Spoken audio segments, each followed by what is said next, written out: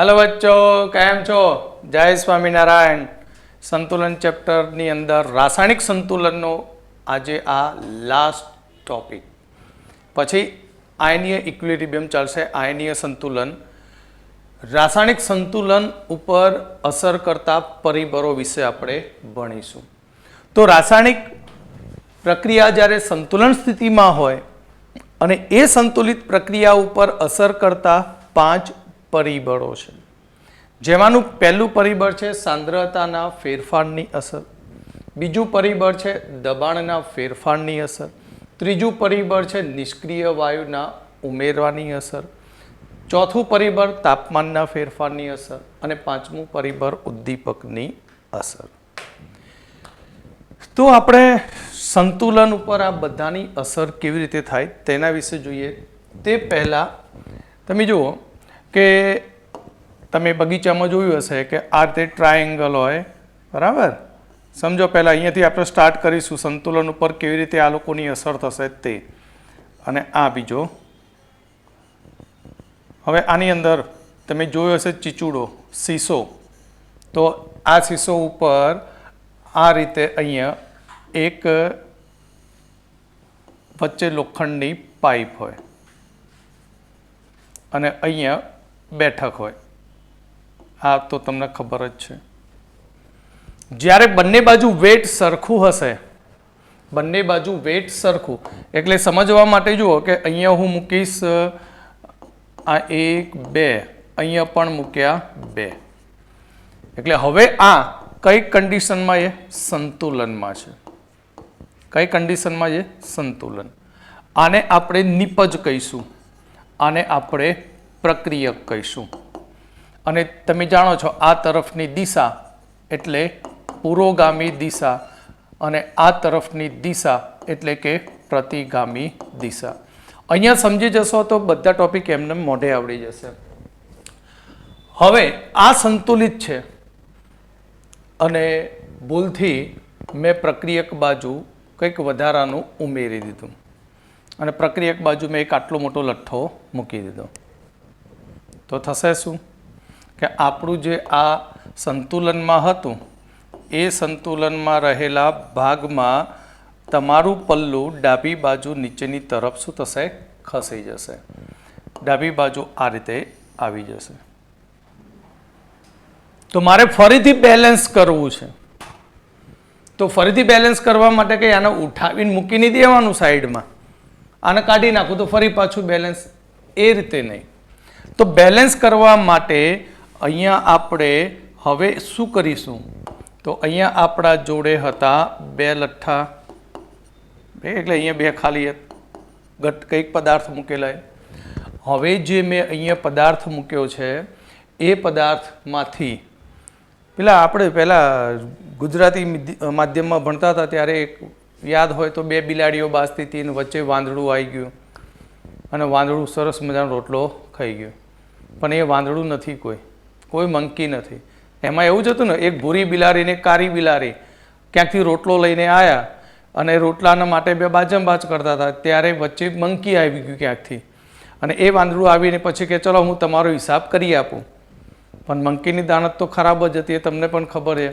તાજવું લઈને આવ્યા, તાજવામાં 2 બાજુ રોટલા અડધા અડધા કરીને મૂક્યા, પણ એક બાજુ રોટલો કંઈક જાડું હશે તો પલ્લું નીચે નમી ગયું, તો વાંદરાભાઈ કે જો ભાઈ કાળી તને વધારે મળે અને ભૂરી તને ઓછું મળે, તો એવું ના થવું જોઈએ। તો એવું કરીએ કે આમાંથી હું થોડું ખાઈ લઉં, તો પાછું બટકું ભરી ખાઈ લીધું તો પલ્લું પાછું ભૂરીનું નમી ગયું અને વાંદરો ખાતો જ ગયો અને 2 બિલાડીઓ જોતી રહી, પતી ગઈ કથા।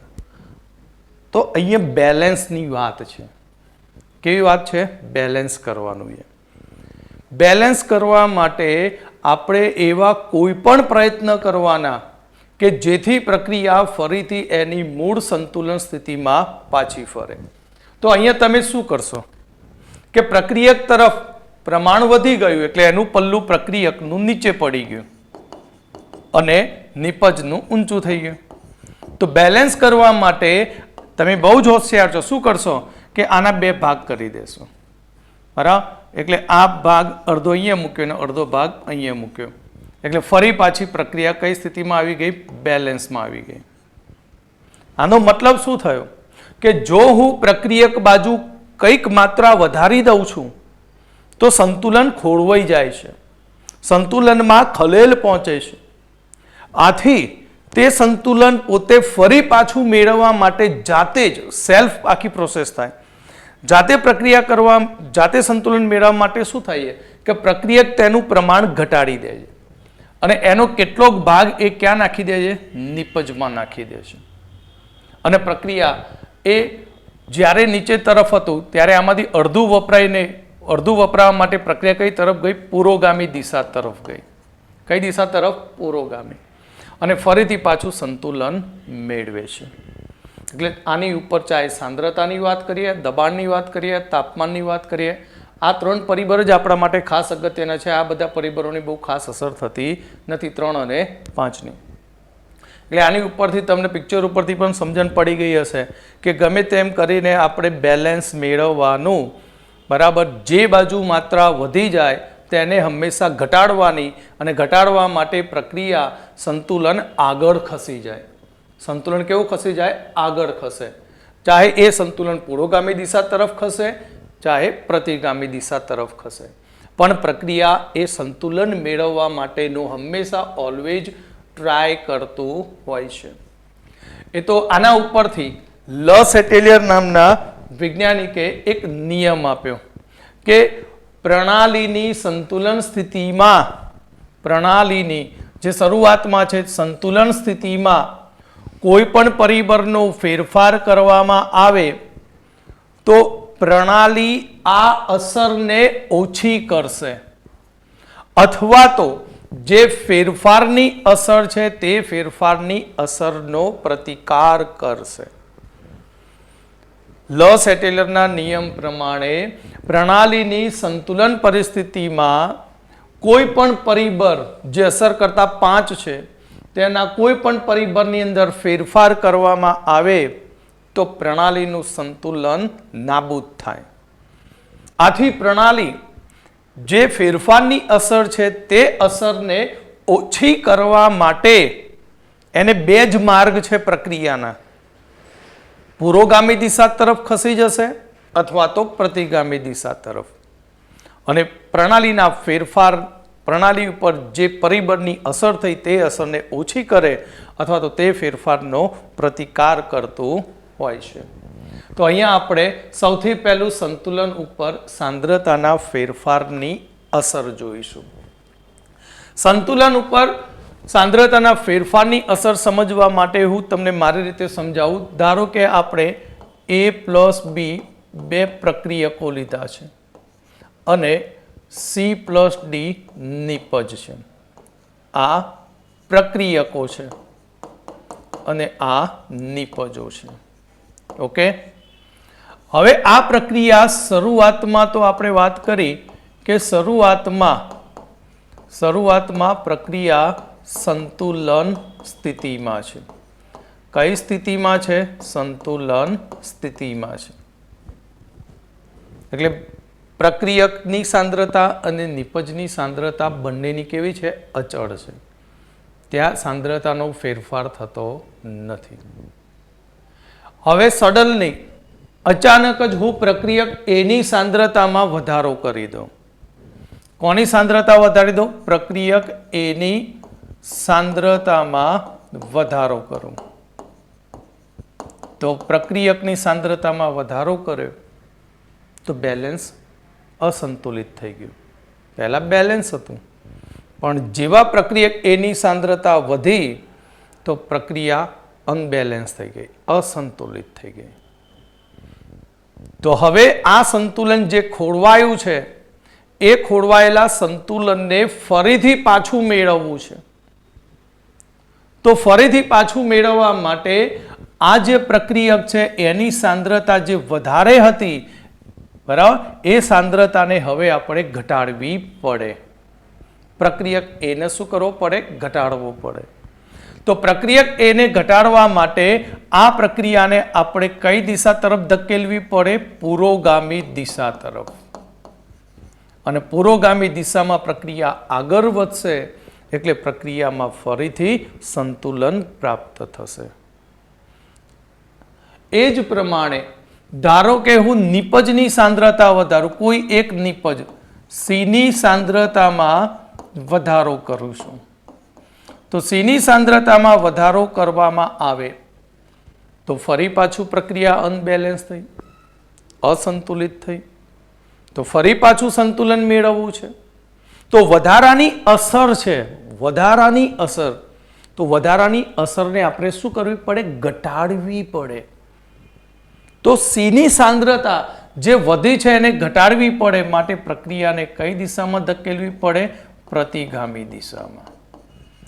અને પ્રતિગામી દિશામાં સીની સાથે ડી વપરાતો જશે અને ફરી પાછો એ અને બી બનશે અને ફરી પાછું સરસ મજાનું સંતુલન મેળવી લેશે. આ તો આપણા કયા શબ્દો? એ વ્યવહારિક શબ્દો. આની ઉપરથી આપણે વાત કરી, પણ આને સમજવા માટે ખૂબ જ નાની ટ્રીક છે.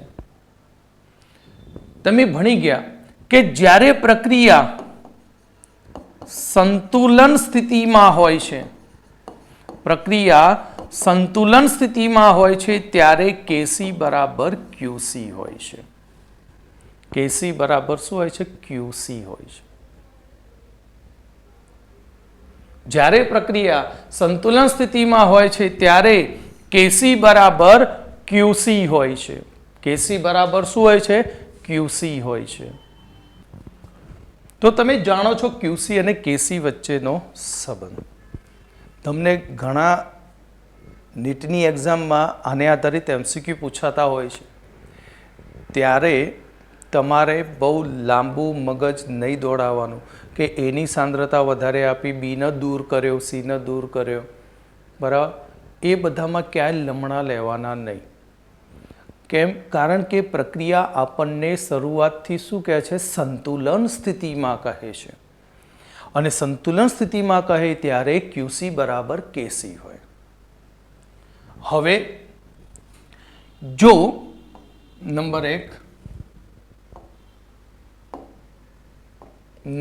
એક, જો ક્યુસી ગ્રેટર ધેન કેસી હોય તો પ્રક્રિયા એ પ્રતિગામી દિશામાં થાય. કઈ દિશામાં થાય? પ્રતિગામી દિશામાં. એટલે પ્રક્રિયા જે છે એ પ્રોડક્ટથી રિએક્ટન્ટ તરફ થશે. અને નંબર 2, જો ક્યુસી લેસ ધેન કેસી હશે તો પ્રક્રિયા પુરોગામી દિશામાં થશે. કઈ દિશામાં? પુરોગામી. એટલે કે પ્રક્રિયા પ્રક્રિયકથી પ્રોડક્ટ તરફ થશે. પ્રક્રિયા કઈ તરફ થશે? પ્રક્રિયકથી પ્રોડક્ટ તરફ. હવે આની ઉપરથી હું તમને બધા જ એમસીક્યુ એક ચપટીમાં સોલ્વ કરી આપું, ગમે તેવું રિએક્શન હોય, બરાબર. આપણે ક્યુસીનું સમીકરણ બનાવીએ આ પ્રક્રિયા માટે, તો ક્યુસી ઇઝ ઇક્વલ ટુ નિપજ સીની સાંદ્રતા નિપજ ડીની સાંદ્રતા છેદમાં પ્રક્રિયક એની સાંદ્રતા ઇન્ટુ પ્રક્રિયક બીની સાંદ્રતા. ઓકે, આની ઉપરથી તમને ખબર પડી જશે બેટા કે પ્રક્રિયાની અંદર નંબર 1, જો એની કોન્સન્ટ્રેશન વધારતા એની સાંદ્રતા વધારીએ, છેદમાં છે ને ભાઈ, ક્યાં છે? છેદમાં. છેદ મોટો થાય તો ક્યુસી શું થાય? ઘટી જાય. શું થાય? ક્યુસી ઘટી જાય. ક્યુસી ઘટે તો આ પ્રક્રિયા પ્રમાણે સંતુલનમાં હતો, ક્યુસી ઘટી ગયો એટલે કેસી વધે, માટે આ પ્રક્રિયા પુરોગામી દિશામાં જશે. આ શોર્ટ ટ્રીક છે, પુરોગામી. ચાહે ટેમ્પરેચર, દબાણ કે ગમે તે માટે આ વસ્તુ જ લાગુ પડશે. મારા મત પ્રમાણે, મારા નિયમ પ્રમાણે જો એની સાંદ્રતા વધે તો ક્યુસી ઘટે, અને ક્યુસી ઘટે તો પ્રક્રિયા પુરોગામી દિશા તરફ જાય. નંબર 2, બીની સાંદ્રતા વધારી દઉં તો બી ક્યાં છે? છેદમાં, તો પણ ક્યુસી ઘટી જશે, અને ક્યુસી ઘટશે તો પ્રક્રિયા પુરોગામી દિશામાં. નંબર 3, સીની સાંદ્રતા વધારું તો સીની સાંદ્રતા વધાર્યો, શું વધી ગયો? અંશ. અંશ વધે તો ક્યુસી વધી જાય, અને ક્યુસી વધે તો પ્રક્રિયા પ્રતિગામી દિશામાં થાય. અલગ અલગ ભાવાર્થમાં ક્વેશ્ચન પૂછે તમને. નંબર 4, ડી ની સાંદ્રતા વધે તો ક્યુસી વધે, પ્રક્રિયા પ્રતિગામી દિશામાં થાય. એટલે સંતુલન એ ડાબી તરફ ખસે. સંતુલન કઈ તરફ? ડાબી તરફ. જ્યારે આ પ્રક્રિયામાં સંતુલન જમણી તરફ ખસે. આ તો આપણે નિપજની સાંદ્રતા અને પ્રક્રિયકની સાંદ્રતામાં શું કરે? વધારો કરે. નંબર 5, હવે સપોઝ એની સાંદ્રતામાં ઘટાડો કરો. એને ઘટાડી દો એટલે છેદ નાનો બનાવી દો તો ક્યુસી શું થશે? વધી જશે. છેદ નાનો બને તો ક્યુસી શું થાય? વધી જાય. અને ક્યુસી વધે તો પ્રક્રિયા પ્રતિગામી દિશામાં. નંબર 6, બીની સાંદ્રતા ઘટાડી દો તો પણ ક્યુસી વધી જશે. આનું મૂલ્ય નાનું લઈ લો તો આનું મૂલ્ય નાનું લઈએ કે ધારો કે અહીંયા 2 2 2 ઉપર અંશમાં 2, અહીંયા પણ 2 મોલ, અહીંયા પણ 2 મોલર, પણ અહીંયા 1 મોલર કરી દઉં. સમજો, બધામાં સાંદ્રતા કેવી? બધી એક સરખી સંતુલને હતી. આની 2 મોલર, આની 2 મોલર, આની 2 મોલર, આની 2 મોલર. પણ હવે હું નવેસરથી શું કરું? બીમાંથી 1 મોલ કાઢી નાખું છું. એટલે બીની માત્રા ઘટી ગઈ તો ક્યુસી વધી ગયો. ક્યુસી વધી જાય તો પ્રક્રિયા પ્રતિગામી દિશામાં થાય. નંબર 7, સીની સાંદ્રતા ઘટાડી દો. અંશ ઘટાડું તો ક્યુસી ઘટી જાય. અને ક્યુસી ઘટે તો પ્રક્રિયા પુરોગામી દિશામાં થશે. કઈ દિશામાં થશે? પુરોગામી. અને નંબર 8, જો અહીં ડીની સાંદ્રતા ઘટાડી દઈએ તો પણ ક્યુસી ઘટે અને પ્રક્રિયા પુરોગામી દિશામાં થાય. બસ તમારે ફક્ત આટલું યાદ રાખવાનું છે. અંશ અને છેદની રમત જ છે. આવડી જાય, કોઈ પણ જાતનો MCQ હોય તમે સરળતાથી આના આન્સર આપી શકો. એટલે જ્યારે કોઈ પ્રક્રિયા સંતુલન સ્થિતિમાં હોય અને જો આપણે પ્રક્રિયક અથવા નિપજનો ઉમેરો કરવામાં આવે, એટલે પ્રક્રિયક અથવા નિપજની સાંદ્રતામાં વધારો કરવામાં આવે તો તે પ્રક્રિયાના સંતુલનમાં ખલેલ પહોંચે છે. એટલે સંતુલનમાં એક પ્રકારનું ટેન્શન ઉત્પન્ન થાય, તણાવ ઉત્પન્ન થાય. અને તે તણાવને નાબૂદ કરવા માટે આપણે અહીંયા જોયું કે તણાવ નાબૂદ કરવા માટે પ્રક્રિયા 2 દિશા પકડી શકે, પુરોગામી અથવા પ્રતિગામી. જો પ્રક્રિયકનો વધારો કરવામાં આવે તો પ્રક્રિયા પુરોગામી દિશા પકડશે અને નવું સંતુલન એ જમણી તરફ ખસી જશે. અને જો સી અને ડી નિપજની સાંદ્રતા વધારીશું તો પ્રક્રિયા પ્રતિગામી દિશામાં ખસી જશે. પ્રક્રિયા પ્રતિગામી દિશામાં ખસી જાય એટલે સંતુલન ડાબી તરફ ખસતું હોય છે જ્યારે ઉમેરો કરીએ ત્યારે. હવે જો પ્રક્રિયક અથવા તો નિપજને સંતુલનમાંથી આપણે દૂર કરવામાં આવે તો પણ સંતુલનમાં વિક્ષેપન થાય છે, સંતુલનમાં ટેન્શન ઉત્પન્ન થાય છે. જેમાં તમે શીખી ગયા ક્યુસી ઉપરથી કે જો અહીં એ અને બીની સાંદ્રતામાં આપણે ઘટાડો કરીએ અથવા એ અને બીને સંતુલનમાંથી દૂર કરીએ તો તે પ્રક્રિયા પ્રતિગામી દિશાનો માર્ગ પકડે છે. અને સી અને ડી સાંદ્રતા ઘટાડી દઈએ તો તે પ્રક્રિયા એ પુરોગામી દિશાનો માર્ગ પકડતું હોય છે. તો હવે આના આધારિત તમે ગમે તેટલા એક્ઝામ્પલ લો, તમને આવડે અને આવડે જ. ઓકે, તો ઇરેજ કરી દઉં આને. હવે આપણે ઉદાહરણ દ્વારા સંતુલન ઉપર સાંદ્રતાની અસર સમજીશું. જે મેં આગળ જે શોર્ટ ટ્રીક સમજાવી એ ટ્રીક તમે દરેકમાં લાગુ પાડજો, ચાહે દબાણની અસર હોય કે તાપમાનની. હું તમને સમજાવી દઈશ સરસ રીતે, બરાબર. તો અહીંયા આપણે સૌથી પહેલું એક ઉદાહરણ લઈશું, H2 gas plus I2 gas. Reversible 2HI gas. હવે આપણી આ T1 સમયે આ પ્રક્રિયા સંતુલન સ્થિતિમાં છે, સરસ મજાની સંતુલન સ્થિતિમાં છે, ત્યારે તેનો Kc બરાબર QC છે. હવે આ સંતુલિત પ્રક્રિયાની અંદર હાઇડ્રોજનનો વધારો કરવામાં આવ્યો. હાઇડ્રોજનની સાંદ્રતામાં શું કર્યો? વધારો કર્યો. તો તમે QC નું સૂત્ર જાણો છો કે QC is equal to HI ની સાંદ્રતાનો સ્ક્વેર છેદમાં H2 નું કોન્સન્ટ્રેશન ઇન્ટુ I2 નું કોન્સન્ટ્રેશન. જો H2 ની સાંદ્રતા વધી જાય તો QC ની કિંમત ઘટી જશે. એટલે કે હવે આની સાથે સરખામણી કરવા જાઓ તો Kc ની કિંમત વધી જાય છે, માટે આ પ્રક્રિયા પુરોગામી દિશામાં થાય છે. એટલે આપણું સંતુલન એક નવું મળશે ત્યારે તે પ્રક્રિયા એ ડાબી તરફ જમણી તરફ ખસતી હોય છે. એટલે કે પ્રક્રિયામાં HI નું મોલ પ્રમાણ વધી જાય છે. સેમ આ જ રીતે જો હું અહીંયા I2 ની સાંદ્રતામાં વધારો કરીશ તો પણ QC ઘટી જશે અને Kc વધી જશે અને પ્રક્રિયા એ એનું સંતુલન નવેસરથી મેળવવા માટે એ જમણી તરફ ખસશે, એટલે કે પુરોગામી દિશા તરફ ખસી જાય છે. જો આપણે HI નું કોન્સન્ટ્રેશન વધારી દઈએ, જો HI ની સાંદ્રતામાં વધારો કરી દઉં તો HI ની સાંદ્રતા વધવાથી QC ઘટી જશે, QC વધી જશે, QC શું થશે? વધી જશે. કેમ? કારણ કે અંશમાં છે. HI વધવાથી QC વધે અને Kc ઘટે તો ત્યાં આપણને પ્રક્રિયાનું નવું સંતુલન એ ડાબી તરફ ખસેલું જોવા મળે છે.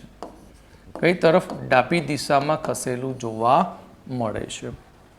એટલે અહીંયા આપણને આલેખની અંદર સમજૂતી આપે છે કે અહીં આપણું આ સંતુલન એ T1 સમયનું છે. આપણું સંતુલન કયા સમય છે? અહીંયા T1 સમયે છે. T1 સમયે H2, I2 અને HI નું આ સંતુલન સૂચવે છે. હવે આ સંતુલન T1 સમય છે તેની અંદર હું H2 ઉમેરું છું. એટલે જો H2 ની કોન્સન્ટ્રેશન વધારી દીધી તો અહીંયા આપણું બધું જ બેલેન્સમાં હતું. જુઓ, બરાબર. હવે જેવો HI વધારીશ, શું વધારીશ? H2 વધારીશ. શું વધારું છું? H2 વધારું છું. પ્લસ I2 છે તો રિવર્સેબલ 2HI છે. તો H2 વધારે છે, અહીંયા સંતુલનમાં છે, બંનેના મોલ કેટલા? 1 છે, પણ અહીંયા મોલ થઈ ગયા 1.5. તો હવે આ વધારાનો 0.5 અહીંયા જે બાકી વધેલો I2 હશે તેની સાથે પ્રક્રિયા કરશે અને I2 ની સાંદ્રતા પહેલા જે હતી એના કરતાં એને શું કરશે? ઘટાડી દેશે. કારણ કે આપણે અહીંયા માત્ર ને માત્ર શું ઉમેરીએ છીએ? H2. તો H2 વધારી દીધો, બરાબર. તો H2 વધે તો નવું સંતુલનમાં H2 ની સાંદ્રતા ઉપરની તરફ વધશે, પણ I2 તો આપણે ઉમેર્યો નથી, તો સંતુલનમાં જે બાકી વધેલો I2 હતો તે વપરાઈ જશે, માટે નવા સંતુલન તરફ તેની સાંદ્રતા પહેલાં કરતાં કેવી મળશે? T1 કરતાં T2 માં ઓછી. પણ આ પ્રક્રિયા પુરોગામી દિશા તરફ ખસી, માટે દ્રાવણમાં HI ની સાંદ્રતા વધી અને HI વધવાથી H2 ની સાંદ્રતા ઉપરની તરફ વધે અને અહીંયા આપણને T2 સમયે નવું સંતુલન મળતું હોય છે. T2 સમયે આપણને શું મળશે? નવું સંતુલન મળે. આ જ ઘટના હેબર વિધિ દ્વારા એમોનિયાના ઉત્પાદનની અંદર કરવામાં આવે છે. આ જ પદ્ધતિ ક્યાં વાપરવામાં આવશે? હેબર વિધિ દ્વારા એમોનિયાના ઉત્પાદનમાં. તો હેબર વિધિ દ્વારા એમોનિયાના ઉત્પાદનની અંદર N2 gas plus 3H2 gas reversible 2NH3 gas. તો અહીંયા એમોનિયાનું ઉત્પાદન વધારવા માટે આપણે આ પ્રક્રિયા સંતુલનમાં છે તો શું કરવું પડે? એમોનિયાનું ઉત્પાદન વધારવા માટે તો આપણે QC લખી દઈએ. તો QC બરાબર NH3 ની સાંદ્રતા છેદમાં H2 ની સાંદ્રતાનો ક્યુબ ઇન્ટુ N2 ની સાંદ્રતા.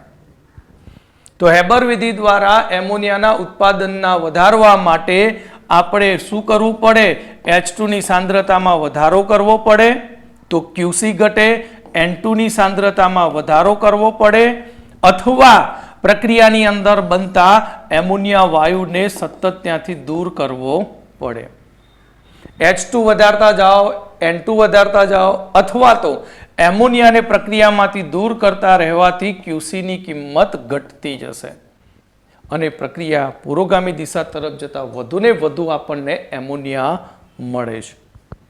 એટલે સામાન્ય રીતે ઇન્ડસ્ટ્રીની અંદર નિપજની માત્રા વધુ મેળવવા માટે પ્રક્રિયકોનો શરૂઆતથી જ જથ્થો વધારે લેવામાં આવે છે.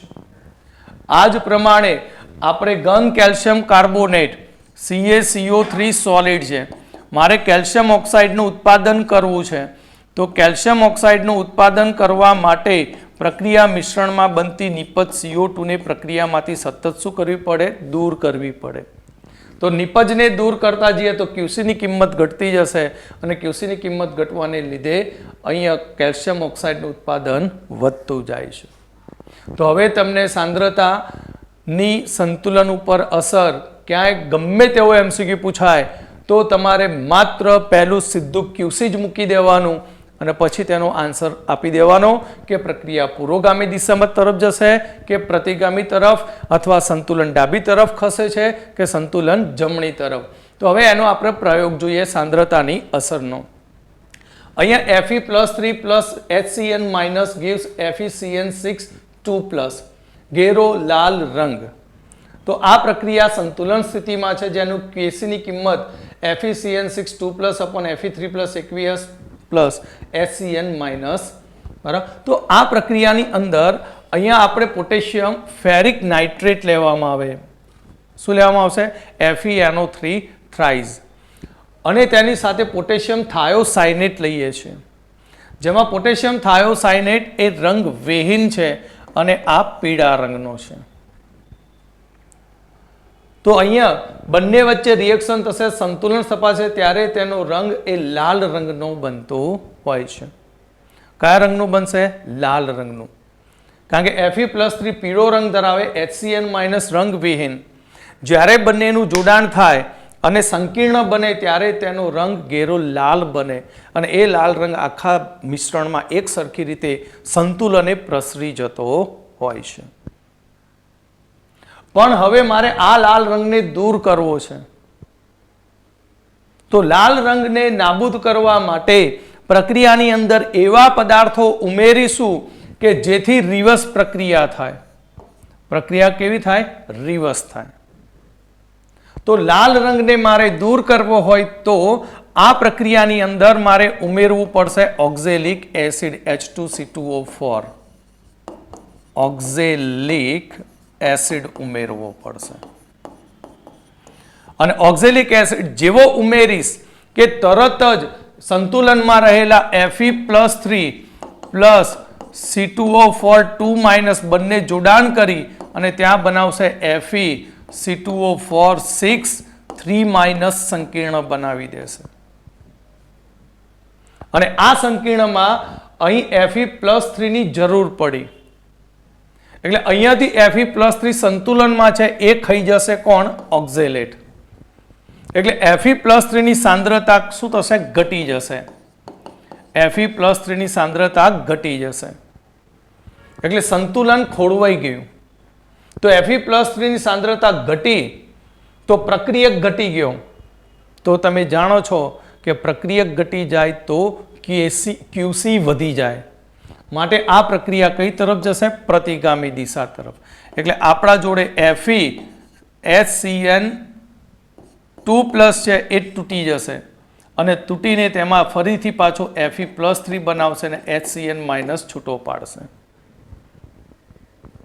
અને HCN- કેવો? એ રંગ વિહીન હોય છે.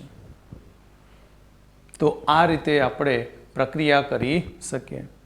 એ જ પ્રમાણે આને દૂર કરવો હોય તો એને દૂર કરવા માટે આપણે ઉમેરવો પડે મર્ક્યુરિક ક્લોરાઇડ. જેવો મર્ક્યુરિક ક્લોરાઇડ ઉમેરીશું તરત ત્યાં બની જશે HgHCN4 2- અને તે ગુલાબી રંગનું હશે. અને ફરી પાછું દ્રાવણ આપણને કેવું મળશે? રંગ વિહીન મળશે. તો આ હતી સાંદ્રતાની અસર. ઓકે,